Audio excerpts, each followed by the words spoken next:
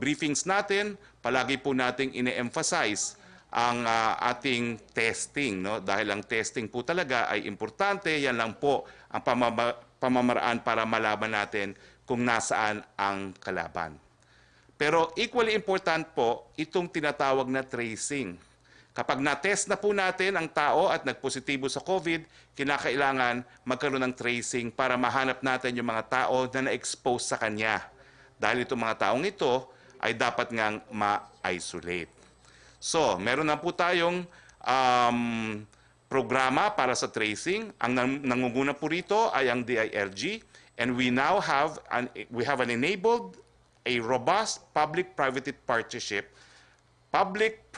partnership to develop a nationwide integrated contact tracing process for COVID-19. Sa mga hindi nakakaalam, meron po tayong contact tracing app tulad ng staysafe.ph at COVID, no? Kaya na nabuo sa tulong ng pribadong sektor upang mapabilis ang paghahanap ng may sakit na COVID at yung mga tao na na-expose sa kanila.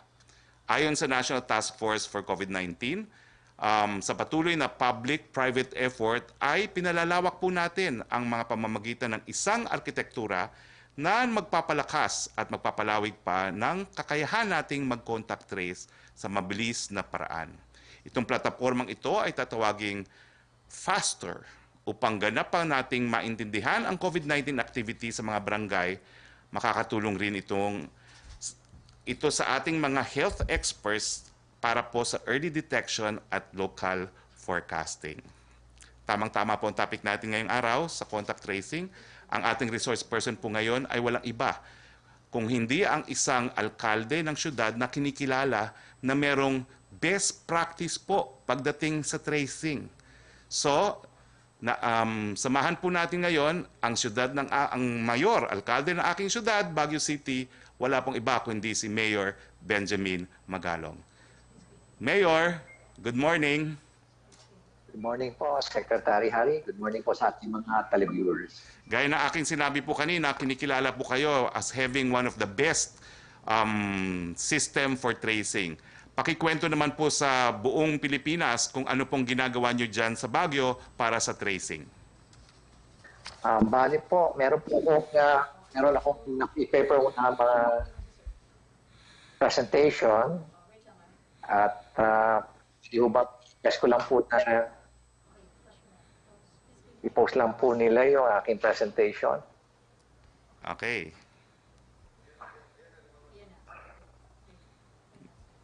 Naka-flash na, Mayor. Opo. Di ko Sandali lang po, Secretary Harry. Hinahanap ko pa po yung...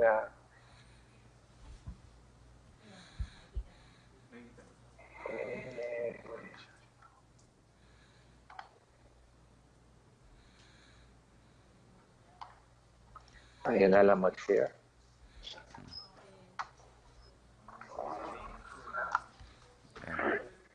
Tingnan nyo nga po, okay na.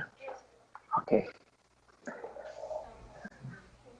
Mr. Secretary, gusto ko lang pong i-share sa inyo ang aming contact tracing methodology.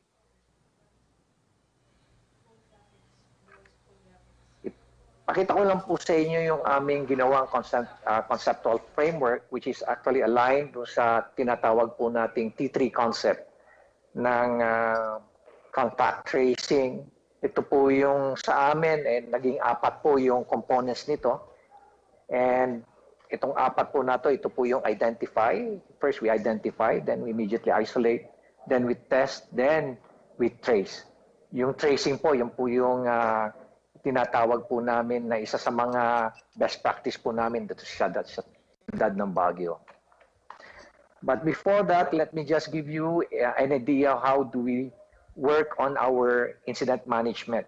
Papakita ko lang po yung aming workflow sa inyo. Every time we have a positive case, ang ginagawa po namin, sinesecure kagad namin yung personal circumstances ng positive patient. And then we immediately conduct the interview. After the interview, we immediately launch po yung contact tracing. Simultaneously, ang ginagawa ko po in-order ko po kagad yung lockdown ng barangay. Dinideploy po namin yung security forces namin composed of PNP personnel, After that, ang ginagawa ko po, kinakausap ko personally yung pasyente para kumbinsihin siya na kung pwede, disclose niya in public yung kanyang identity. Dahil dito po talaga, na-speed up po natin yung contact tracing. And at the same time, pag once na binanggit po niya na okay po siya, payag siya, we immediately send a post through social media at mainstream media. Ito naman po yung sunod-sunod na action na ginagawa natin. Immediately inform yung local IATF natin, yung management committee, yung contact tracing team, and at the same time, yung sangguniang panglungsod. And after that, inumpisan po natin kaagad yung decontamination. Either yung bahay po nung positive patient, yung mga sasakyan niya at kanyang opisina. Now, we have lined up several principles po ng ating contact tracing. Una-una, ito po yung seamless collaboration between law enforcement and health authorities. Importante po rito na magkasama po ang ating mga PNP investigators at ating mga doctors and nurses. Hindi pwedeng magkahiwalay po ito. Hindi pwedeng sabihin ng isa na kaya ko na. Dito po nagtutulungan sa kanila. Nagtutulungan po sila. Ang importante po rito, yung effort ng isa complements the effort of the other. Next is extensive testing is critical to contact tracing. Gusto ko lang pong ipakita po sa inyo itong binuo po namin na hypothetical na situation. Bakit po importante rito? Bakit importante sa amin ang rapid diagnostic test? Kasi marami pong kumokontra. Pero sa contact tracing, ito po isang bagay na indispensable po sa amin. This is a hypothetical situation. Every time we have a positive case, nagkakaroon po siya ng first level contacts. Nagkaroon din ng second and third level contact. Alam niyo po sa realities sa ground, ang totoo po nito, hindi lang po 10 ang kanyang first level contacts. Meron po kami mga insidente na umabot po ng 50. Ang pinakamataas po namin dito, umabot po ng 153. And can you just imagine, with very limited resources, how can you follow up all these first level contacts? Sa dami po niyan. Lalo-lalo na po pag bumaba tayo sa succeeding na level ng contact. So ang ginagawa po namin dito, we subject yung first level contact sa RDT. In the process, malalaman po namin sino yung positive at sino yung negative. Dito po na natin ina-apply yung process of elimination. So with limited resources, makakapag-focus po kami dun sa mga nag-positive lang po. Immediately, we isolate them at ilo-launch po namin yung contact tracing. Meantime, they are subjected to RT-PCR. Alam niyo naman po yung RT-PCR natin, it takes about 4 to 5 days para makuha po natin yung resulta. Sometimes po 2 days. Kung sinerte po kami, 1 day lang. Pero karamitan po, pag may backlog, talagang 4 to 5 days po nangyayari. So with that, malalaman po natin kung sino po nag-positive sa kanila, yun po yung susundan talaga po namin. Doon yung po focus yung lahat ng effort ng ating mga contact tracers. Now, going back to the third principle, transparency and speed are indispensable. I always mention this. Every second matters. Hindi po, not every day matters. Bakit po dito? Gusto ko lang pong ipaalam sa inyo na bawat segundo, pwede po maka-infect ang isang positive na patient. So, importante po yung transparency. Kaya po natin kinukumbinsi kaagad yung positive patient or positive case na banggitin po niya kaagad yung kanyang identity sa publiko. Again, I would like to emphasize yung speed po rito. Kailangan po immediately ma-launch kaagad yung contact tracing. Kailangan natin habulin kaagad kung sino po yung potentially infected persons para ma-isolate kaagad natin. And at the same time, malaman po natin kung sino po yung mga first and second level contact. Our fourth principle, ito na po yung cognitive interviewing skill. This is a 14th day training po. Sa aming, when I was in CIDG, ito po yung isang training na ipinatupad po natin. This is a 14th day training at hindi po lahat ng investigators meron pong ganitong training. Ang maganda po rito sa training na to, nade-develop po yung ability ng investigator to help an interviewee, a witness, na ma-recall po niya yung mga insidenteng nangyari. Can you just imagine, yung ating pong positive case, kalimitan po yan, conflicted. Ang taas po yung anxiety level niyan. Nalitong-lito po yan. Kaya can you just imagine kung in-interview nyo po yan, wala po sa isipan yan, tamang isipan. Hindi po siya rational. Kaya dito po papasok yung skill na to ng isang investigator. Next is yung use of technology. For the city po, meron po kami 3 components ng aming e-system. Indispensable din po ito sa amin. Meron po kaming data collection tool. Second po yung aming GIS platform. And third po yung aming link analysis na analytical tool. So 3 po yung ginagamit namin. Another basic principle is yung contact tracing is highly dependent on quality of information. Gusto ko pong i-emphasize dito na hindi lang po tao-tao. Ang pinag-uusapan po rito, hindi lang po nililink natin yung tao-tao. Kailangan po natin malaman yung story, yung istorya, yung content, yung substance, para malaman po natin kung anong level ng contamination o infection ang isang tao. Kailangan po natin malaman, high risk ba siya, moderate risk, low risk, and at the same time, kailangan po natin malaman yung buong kwento dahil marami po tayong hinahabol dito. Paano na-infect itong tao na to? Saan galing yung infection? Ang dami po nating dapat alamin. And that's the reason why I keep on saying that contact tracing is very similar po sa pag-iimbestiga po ng isang serial criminal offense. And finally, ito pong being proactive. Isa po yan. Gusto ko lang pong ipaalam sa inyo yung aming experience. Nung ginawa po namin itong sistema na ito, meron na po kami mga kaso. Kaya hirap na hirap po kaming i-train yung aming mga investigators na wala pang training sa cognitive interviewing dahil very limited po yung number nila. And at the same time, kung paano po namin i-train itong mga health authorities namin.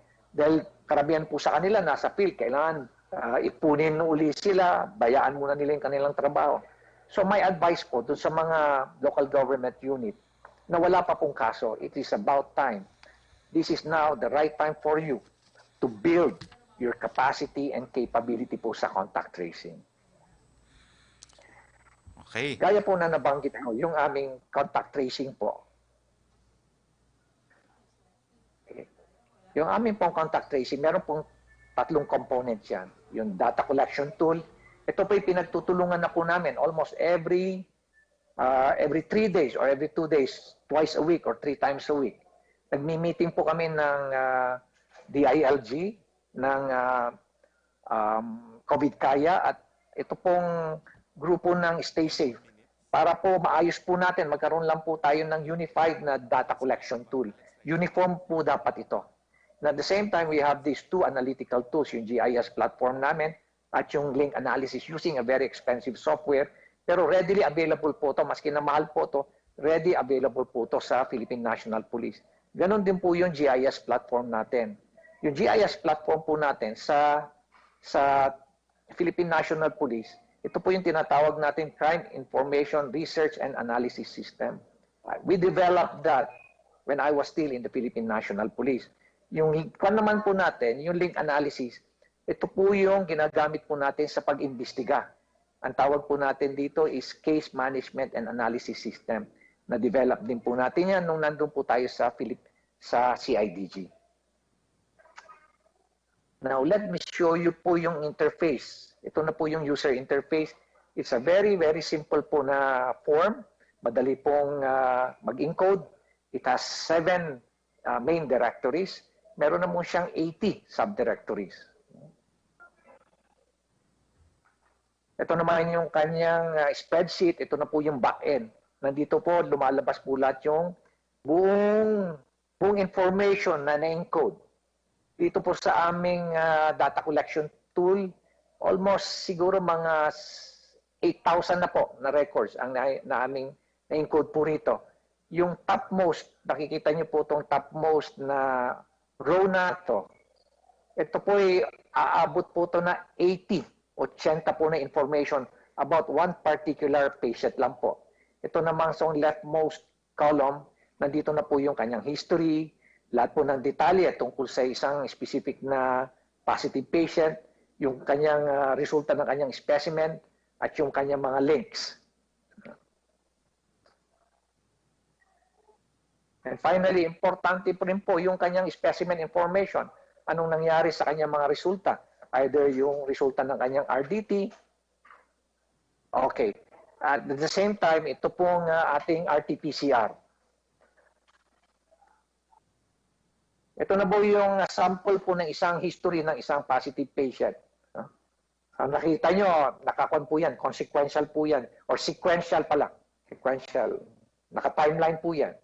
Ito na po yung aming data collection tool. Yan po yung aming scores dashboard na tinatawag. Ito po yung ma-view ng ating mga ng publiko dahil sabi ko nga, ina-emphasize po namin yung principle of transparency. And this is now our GIS COVID platform. I will show you. Ito po ay isang special na technology na ginagamit po natin sa crime mapping. Instead of crimes, ang pinapalabas po natin dito, ang makikita nyo po rito ay yung mga COVID cases and at the same time, yung mga suspected and probable. Each of those icons po may ibig sabihin po yan. No?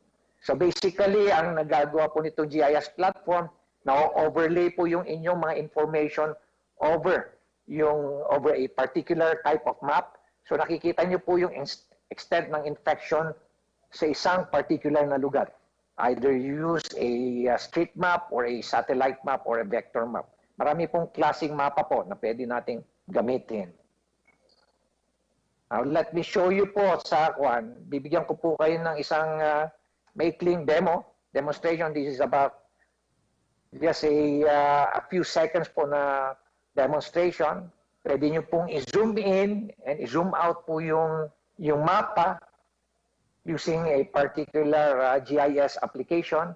At bawat, nakikita nyo siguro na bawat icon, lalabas po every time you click it, lalabas po lahat yung mga attributes. All the information about that particular person.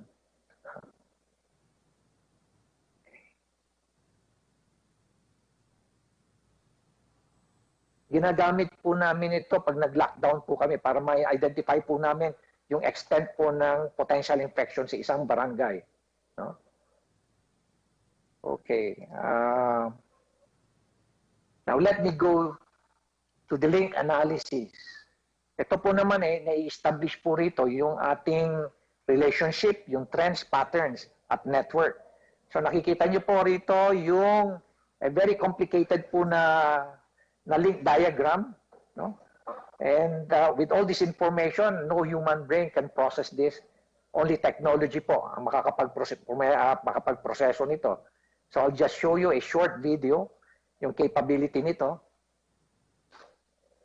So nakita nyo, pag zoom in nyo, makikita nyo na po yung detalye ng bawat icon na nakikita nyo dan. Ano? Pinapakita ho natin yung positive case, yung connection ng one positive case to another positive case. Ito pong nasa taas,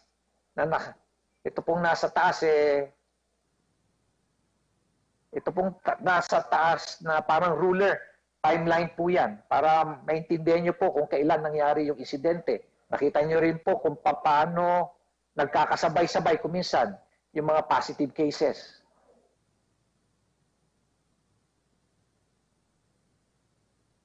So this system, meron pong istorya to, it builds a story. Mas maintindihan nyo po yung inyong kaso o yung series of cases, positive cases. Now, this is what our operations center looks like. We have about 12 people manning it, members of the Philippine National Police, yung local government unit, at yung Bureau of Fire. Ito po yung aming isa sa mga special na technical expert po namin sa link diagram o sa link analysis. That ends my presentation. Maraming salamat po sa inyo lahat. Maraming salamat, Mayor Benjamin Magalong. Kayo na po ang COVID Buster.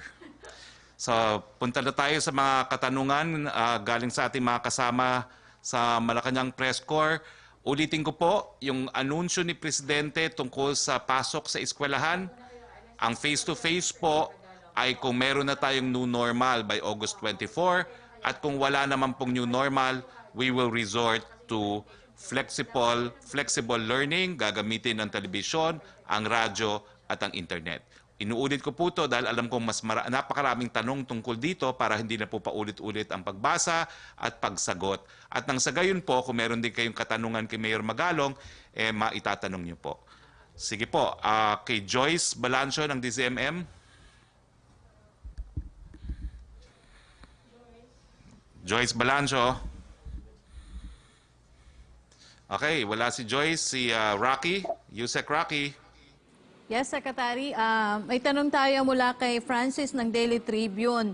Kung magkapatuloy daw po yung mataas na kaso na nire-report ng DOH, kung ire-retain daw po ng IATF ng June 1 ang MECQ or yung ire-retain ng MECQ sa mga syudad na pataas pa rin ang kaso ng COVID like Quezon City and Manila? Well, antayin na po natin ang magiging desisyon ng ating IATF dahil inaasahan naman po natin na bukas baka meron ng desisyon. No? Importante po, titignan natin ang doubling rate, ang critical care capacity at syempre attention din sa ating ekonomiya. Second question niya, cabinet members enjoy the full trust and confidence of the President, but did the President give any reason why he is still sticking with Secretary Duque despite his alleged shortcomings as top health official ng bansa and yung calls po for his resignation? What's preventing the President from removing him considering na marami na daw pong pwede naman daw ipalit sa kanya as Health Secretary? Nako, nakipresidente na po yan. For now, since hindi pa po natatanggal ang kahit sino miyembro ng gabinete, ibig sabihin may tiwala pa rin po ang ating presidente sa lahat ng miyembro ng gabinete. Si Joyce, nandiyan na ba si Joyce? Yes, Secretary, good afternoon. Opo. Sir, dun lang sa blended learning natin na nabanggit po ninyo, no? Some are saying this can result to discrimination of some students, lalo na po yung mga walang access sa internet and also sa mga liblib na lugar na posibleng wala rin pong access sa TV and radio. So how do we ensure na hindi po madidiscriminate, may mga ma-isolate ang mga students as we implement ito pong blended learning? Well, gaya ng aking sinabi kanina, lahat ng medium of instruction gagamitin natin. Kung walang internet, sigurado namang may radyo doon. Siguro po kung kinakailangan, magkakaroon po siguro tayo ng mini o makeshift classroom using radio or TV sa iba't ibang mga barangay centers kung saan po pwede talagang magkaroon ng social distancing. No? Pero sa mga susunod na araw, iimbitahin din po natin ang DICT para tanungin kung ano talaga ang kapasidad natin pagdating sa internet learning po. No? Pero sa tingin ko po, ang radyo po at ang TV, yan po ang magsisiguro na wala pong diskriminasyon laban po sa mga mahihirap. So iniisip po natin, sir, we'll be using yung mga local radio stations po? Definitely Secretary? po. Definitely, mga local TV and local radio in addition to the internet. Okay. Secretary, meron pong report dun po sa isang mag-ina na tinanggalan po ng bubong at ng pinto dahil hindi po sila nakabayad ng renta. Sila po nandito sa MECQ. Ano po yung ating panawagan? No? Dapat po hindi ba sila pinagbabayad, pinipilit na magbayad ng kanilang mga landlords? At ano yung reklamo kaso pwede kaharapin ng mga landlords na namimilit po ng pagbabayad ng renta? Ako, ayaw ko po mag-abogado dito sa naging biktimang ito. No? That really is an advice that should come from his or her lawyer. Ang akin lang po, let us remind our people po na meron pong guidelines ang IATF sa panahon ng ECQ, MECQ, GCQ. Dapat po ay merong grace period na binibigay sa mga umuupa. So mali po ito, Secretary. What happened to the lady po? Ay, hindi po dapat. Hindi po dapat nangyari yan dahil meron nga pong stipulated grace period. Patapusin muna natin po ang mga community quarantine at tsaka po tayo maningil ng mga pagkakautang. Apo, Secretary, ano po ang mensahe ng palasyo dun sa mga panawagan, continuous na panawagan for resignation or replacement ni Secretary Duque?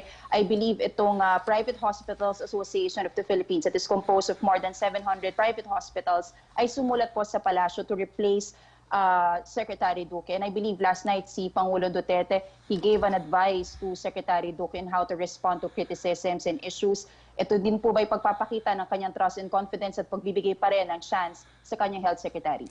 Pareho lang po ang sasabihin ko dyan. No? Habang nandyan po sa pwesto si Secretary Duque, he continues to enjoy the trust and confidence of the President. Okay. Last na lang po for me, Secretary. Mamaya po may meeting ang IATF. Dito pa lang po pag-uusapan po no, yung what will happen after May 31. Present po ba si PRRD dito sa meeting na ito? Wednesday po ang meeting, today sa Tuesday, no? Pero mamaya po may konsultasyon sa mga religious leaders, no? Instead of a live dialogue, it will be by Zoom. It will be at 3 p.m. po. Thank you, Secretary. Roque? Secretary from Belia Carrias of Bandera, sa column daw po ni Attorney Rudolph Philip Jurado, sinabi niya na hanggang June 5 na lamang maaring magamit ang emergency power na binigay ng Kongreso kay President Duterte. Kahit hanggang June 25 po ang effectivity ng Bayanihan Heal as One Act, Act, since under the Constitution, emergency power can only be used while Congress is in session. Since matatapos na po ang session sa June 5, mawawala daw po ang bisa ng emergency power ng Pangulo. Ano daw po ang comment ng Palace dito? Una-una, we have exercised all the powers given to the President. Una po dyan, yung power to realign the budget. Na-realign na po natin yan. On Thursday, we have Secretary Wendell Avisado as guest para ipakita po kung magkano at saan napunta yung mga na-realign na projects. Pangalawa, pagdating naman po sa procurement, meron na po tayong kumbaga stockpile ng PPEs at na-order na rin po yung mga ibang mga kailangan natin, kasama na po ang mga ventilators. No? Ibig sabihin, napabilis na po yung proseso na pagbili ng mga medical equipment na kakailanganin natin. So sa tingin ko po, kahit kailan pa yung date ng expiration ng Bayanihan Act, nagamit naman po ang lahat ng special powers na binigay sa ating Presidente. Okay, yung tanong po ni John Giolago ng Asahi Shimbun ay opening of classes. Kaya ito na lang po yung tanong naman ni Rose Novenario of Hataw. Ang inireklamo kahapon ni Ormoc City Mayor Richard Gomez ay ang kakulangan ng koordinasyon ng national government sa LGUs sa pagbabalik probinsya ng mga residente. Ano po ang sistemang ipatutupad ng national government upang hindi masayang ang pagsusumikap ng ilang lugar na maging COVID-free? Unang-una, ulitin ko po, no, wala pong pinauwi sa probinsya nang hindi po negative sa PCR testing. PCR testing po ang binigay natin sa lahat ng 24,000 ng mga OFWs natin.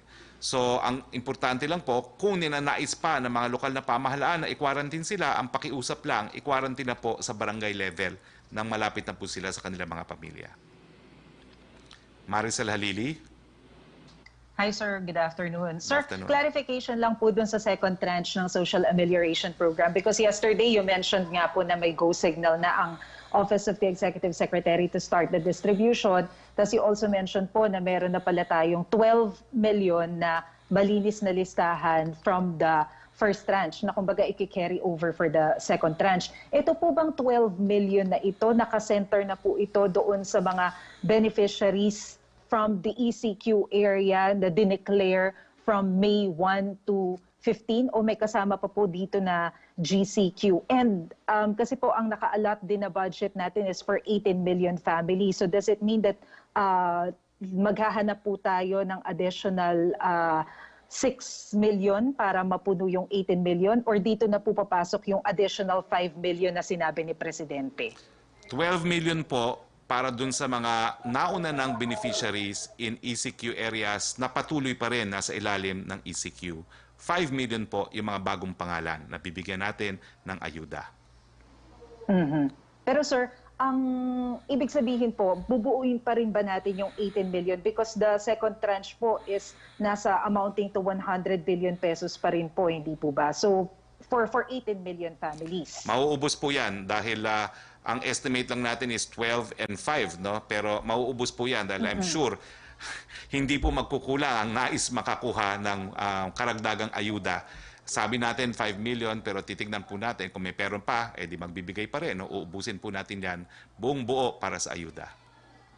I see. So sila na po yung bubuo for the second tranche. Apa. Sir, clarification lang po doon sa expanded targeted testing. Yung kahapon po sinabi po natin na lumagpas pa pala doon sa 30,000 yung maximum capacity natin. Naging 32,000 pa. So nag-exceed tayo doon sa target natin. But that's the maximum capacity. Yun pong actual testing natin, meron po ba tayong number or average kung ano po yung actual testing natin and kung meron pa po tayong backlog, mga kailangan pong habulin? Wala ako ngayong hawak na datos tungkol dyan, no? Pero ang importante po, napakadami pa po nating mga kababayan na uuwi, no? Mga OFWs, at lahat po sila ay mapapasailalim pa rin sa PCR testing. So yung capacity po natin importante dahil ibig sabihin yan, mas marami tayong mabibigyan ng PCR habang lumalaki rin po yung numero ng mga umuwi natin mga kababayan. I do not have the revised figures for the actual tests as of today, but I'm sure on Thursday we will have it. All right. Thank you, sir. Thank you very much. Back to Roque, please. Okay.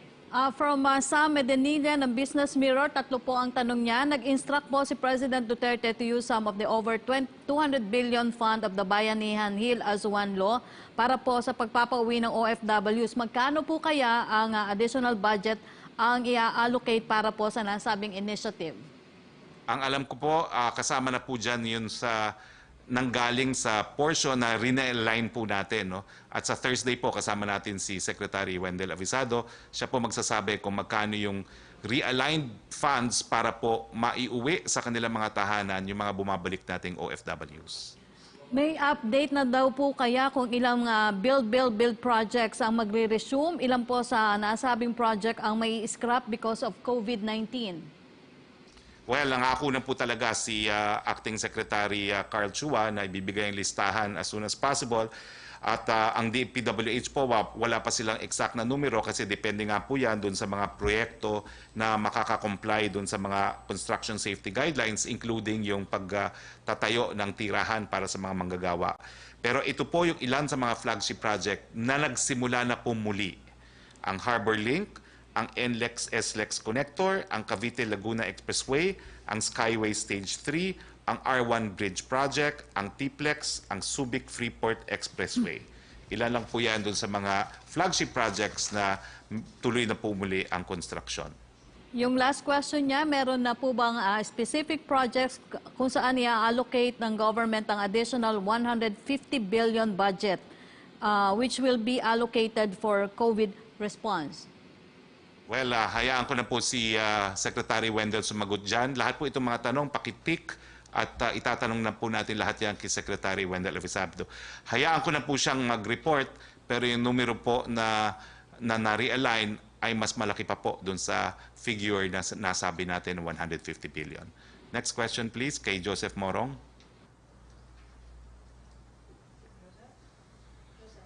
Joseph. Okay, habang wala pa si Joseph, si Yusek Roque, meron kang katanungan? Opo, Secretary, ito na lang po. Teka lang po ha, sandali lang po. Secretary, nawala din ako. Yung pong tanong naman ni... Sandali lang po. Sana mas maraming miyembro ng Malacanang Press Corps ang sa Skype, no? Opo. Ayun, nandun nata si Joseph. Joseph? Wala pa. Kasi meron din kasi nagpapahabol ng... Trish, Terada. Hello, Secretary. Good afternoon po. Good afternoon, Trish. Sir, follow up po doon sa second tranche po ulit, no? Kasi po doon sa Bayanihan Act, it was specified na yung identified 80 million families should get the aid twice. Wala pong specify kung they have to come from ECQ or GCQ. Basta raw po by April and May, they need to receive cash aid twice. How does the government plan to reconcile this, sir, given na yung medyo nagkaroon po ng pagbabago sa plano na magiging 12 million from ECQ areas and additional 5 million left out families na lang po yung bibigyan? Well, we believe there is compliance with both literal and the intent of the law, no? Ang ginawa nga namin, mas marami pang nakinabang kasi instead of 18, it became 23 million families. So that is a position po of the executive. I don't think there's really any question about whether or not it was proper to give to 5 million additional beneficiaries. But kung merong question naman po dyan, mariresolba po yan ng hukuman. Sir, there's also a question about the source of funding. Kasi po itong dito sa 12 million, dun po at least doon nakalagay sa EO, no, na manggagaling po ito sa DSWD AICS program or yung specific program po ng DSWD, bakit daw po dito kukunin yung budget instead of doon sa budget allotted for the second tranche? Ang alam ko po, yung 12 million, yan nga po talaga yung galing talaga sa Bayanihan Fund at Bayanihan Law. No? At yung 12 million are the same 12 million comprising the original 18 million. So I don't think hindi po under question yung 12 million na yan. Okay. Sir, since we're talking about contact tracing, no, where are we now in terms of hiring contact tracers and at the same time people for our testing centers, sir? Si Wendell, Secretary Wendell po will also answer that kasi meron din pong portion ng budget na realign for that purpose. Pero nakita naman natin sa presentation ni General Magalong, no, na General Magalong, perhaps I could ask the question, no, on their behalf. Ganong kamahal ho itong testing na inimplement nyo sa Baguio? More or less. How much did it cost the city government? Wala po. Libre po to, Secretary Harry. Pero yung in terms of budget na ginastos ng city government, ganong kalaki po yung naging budget ng city government for a testing like this, for a tracing like this? Ay, yung kwan lang po, ang ginagastos po namin dito, yung aming rapid test kits. Pero yung mga technology, wala ko kami ginastos dyan dahil meron po yan, available po yan sa Philippine National Police. Nagkakataon lang po na kuminsan nakakalimutan ng ibang mga commanders na meron yung ganyan sistema sa kanilang mga command. Manpower po, hindi kayo kumuha ng additional manpower? Hindi po kailangan na Secretary Harry dahil hindi po basta-basta pwedeng sino-sino na lang po pwedeng kunin dyan. Dapat po yung mga i-recruit dyan sa contact tracing, yung may mga investigative capability, investigative mindset. Kaya ho, hindi po basta-basta pwede na lang kumuha ng mga ordinary na workers dyan at turuan na lang po dyan because they need to be trained po sa cognitive interviewing skills, pati ho yung mga basic investigation, kailangan matuto ho sila sa ganon. Okay, thank you, Mayor Magalong. Trish, any further questions? Sir, final question, sir, about lang po dun sa health workers. Marami po yung nagtatanong, especially those who were affected by the deployment ban.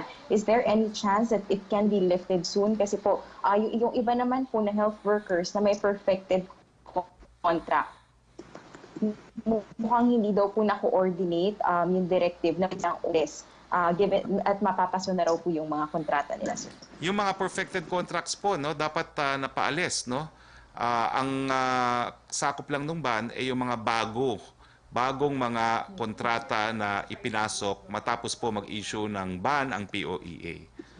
So siguraduhin niyo po na pasok kayo doon sa petsa kung saan nagkaroon ng ban. Dahil kung pasok naman kayo, dapat i-process sila at payagang umalis. Roque? Thank you, Secretary. Secretary, follow-up ni Ace Romero doon sa education. Ano daw po ang implication of the President's announcement given that we do not know yet when a COVID vaccine will be developed and administered about opening of classes? Well, I think nasagot ko na po yan. No? Kinakailangan pa rin maghanda.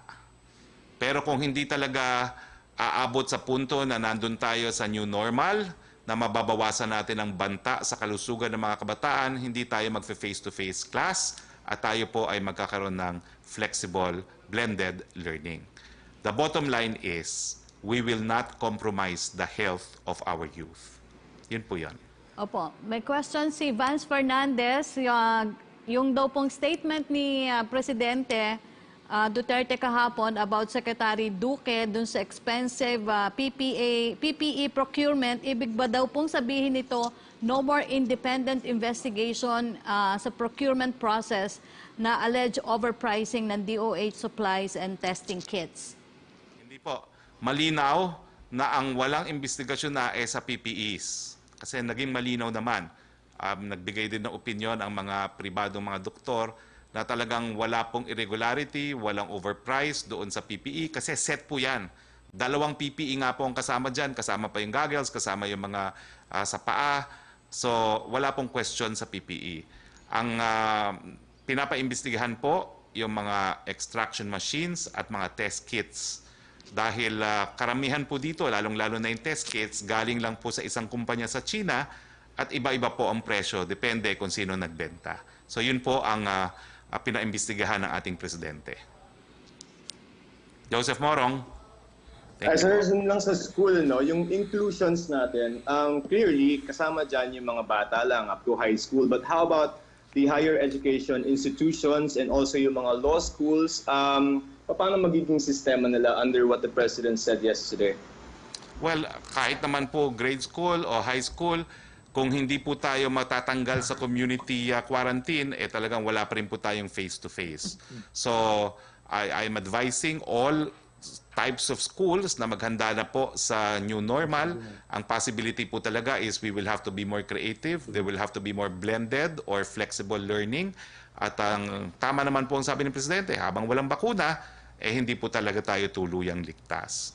Pero let's hope na by the 24th or by September, at least we reach that point na nasa new normal na tayo dahil more or less mamamanage naman po ang risk natin. Ibig sabihin nun, napabagal na natin ang husto, ang doubling rate ng COVID at sapat-sapat na yung ating mga critical care facilities.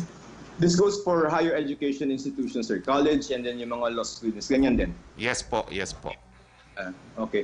Sir, sa OFW, just for soundbite purposes, yung mga nakauwi na, what sort of aid are we providing them? And then second, ang sabi ni Secretary Anyo kanina, at the end of 2020, meron tayong inaasahan na 300,000 more na mga OFWs na uuwi. So, are we prepared for that kind of influx in terms of supporting them?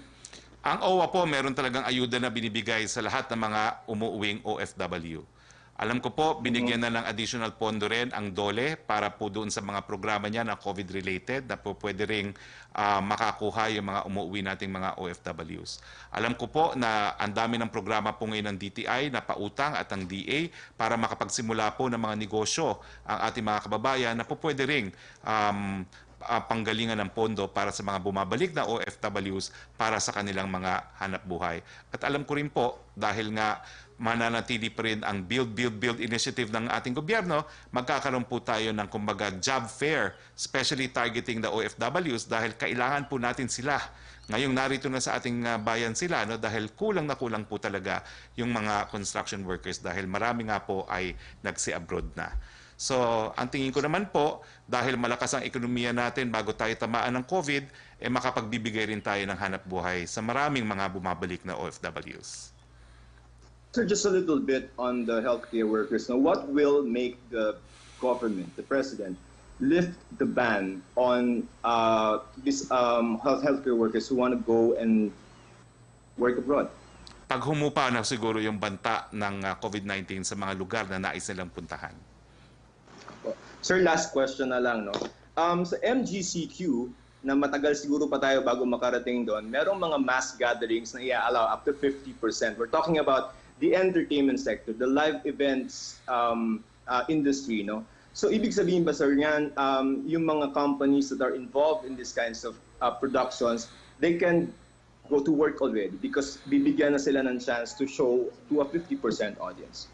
Well, sabi ko nga, no, matagal pa tayo dyan. No? Pero ang importante kasi, we need to adjust to a new lifestyle. No?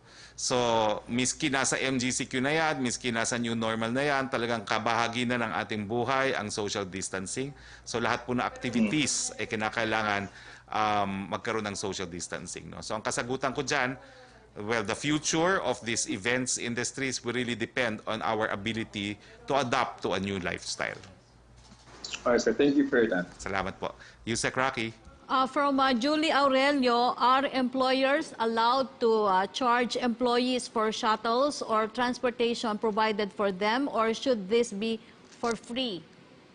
Well, dapat po obligasyon yan ng mga employers, no, na magkaroon ng shuttle bus, no. So ang pagkakaalam ko po, hindi naman sila pinilit na magbukas, provided magbigay sila ng shuttle bus, dapat po sila na mag-shoulder ng cost na yan. Kung mali po ako, I will stand corrected, pero sa tingin ko po ngayon, no, obligasyon talaga ng employer na magbigay ng shuttle. For government workers daw po, Secretary, kung tuloy pa rin daw po yung hazard pay kahit nasa GCQ na ang lugar nila, kung saan sila. Ang alam ko po, yung hazard pay ay para sa lugar na merong ECQ, no?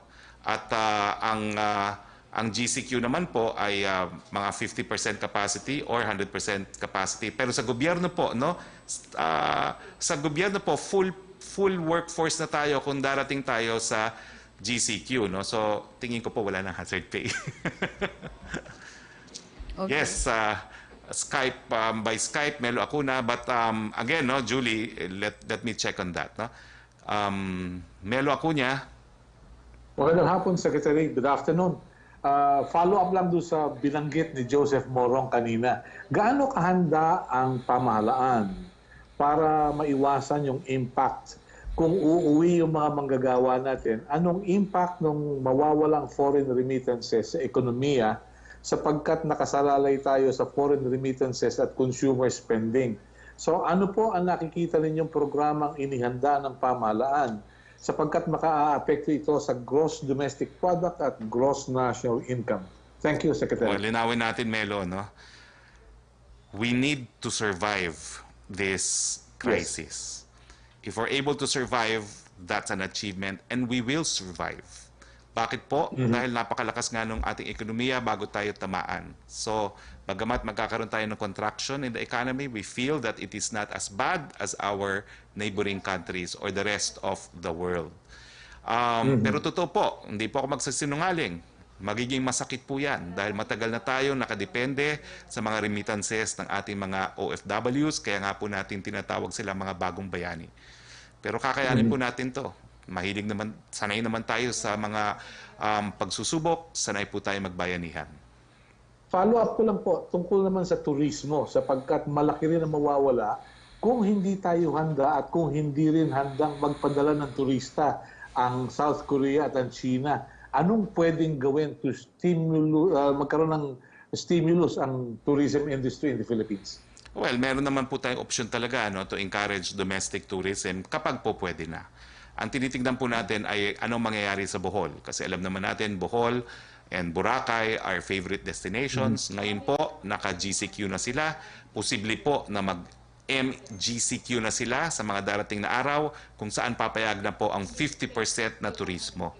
So meron na po tayong kumbaga mga models na masusunod, no, dito sa Bohol at sa Boracay. Pero kampante po tayo na sa ganda naman ng ating mga tourist destinations, hindi po tayo magkukulang ng mga tao na nais makarating at makita itong mga destinasyon na ito. Pahabol ko lang po, ano na po ang status ng mga quarantine facilities na pinasinayaan natin kamakailan? Yung PICC, yung katulad ng World Trade Center, fully utilized na po ba ang mga ito? Hindi naman po fully utilized, no? Ang ginagawa na lang natin ay in fact dati ginagamit natin for quarantine lang for returning OFWs. Ngayon ang ginagamit po natin karamihan mga hotels dahil rinireserba na natin yung mga Wihilas One centers doon sa mga may positive cases ng COVID at hindi pa naman po tayo hindi pa tayo full capacity, kaya nga po isa yan sa konsiderasyon sa desisyon ng IATF kung ano mangyayari pagdating ng katapusan ng buwan ng Mayo. Maraming salamat po. Thank you. Rocky? From Joel Gorospe ng DWWW, motorcycle rider po ito. Malaking usapin na sa ngayon daw sa social media ang doble plaka. Marami po ang nagsasabi na hindi napapanahon at hindi makatao dahil sa penalty at parusa. Mayroon po bang sagot ang Pangulo dito? Makipag-unayan po tayo kay Chairman Delgra ng LTFRB or DTR, no? Hindi ko alam kung DOTR, no? DOTR, no? Tatanungin po natin kung magkakaroon ng full implementation itong doble plaka. Paki-remind ako na in the next press briefing may sagot na tayo dyan. Yes, please. From Celerina Monte ng Daily Manila Shimbun, with the flexible mode of education, will the government urge DITO, Dito Telecommunity Corporation of Dennis Uy, to fast-track the rollout of commercial services to subscribers instead of its target March 2021? Well, hindi lang naman po tayo nakadepende sa mga pribadong sektor para rito. Dahil isa po ako nang nagsulong ng 17th Congress ng libreng internet para sa lahat, no? So siguro po kinakailangan pabilisin at palawakin pa itong programa ng libreng internet dahil importante ngayon na lahat ng kabataan na kinakailangan mag-aral, meron ding internet. Habang wala pa pong lahat na ng internet, gagamitin nga po natin ang radyo at ang telebisyon. From Julie Aurelio, will OFWs returning to their hometowns be required to undergo another round of quarantine? Nasa desisyon na po yan ng LGUs, pero mga LGUs, fully tested po, negative po sila sa PCR testing. So baka naman masayang ang quarantine. Pero we respect your prerogatives. Okay, Secretary, yan po yung mga nakuha natin tanong mula sa Malacanang press corps. Well, bago po tayo magtapos, Mayor Magalong, can we have your last words?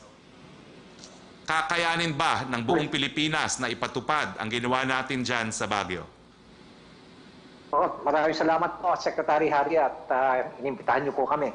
Unang-una, gusto ko po lang pong ipaalam sa inyo na ang local government ng Baguio willing pong i-share itong mga technology namin sa contact tracing. Makipag-ugnayan lang po kayo sa aming opisina at willing po kaming tanggapin po yung gustong mag-immerse po rito para maturuan po namin yung inyong mga IT specialists at mga contact tracer.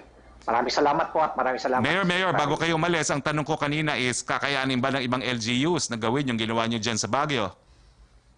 Oo naman po. Magugulat po kayo, Secretary, na marami rin po mga best practices ang ibang LGUs, hindi lang po na-highlight.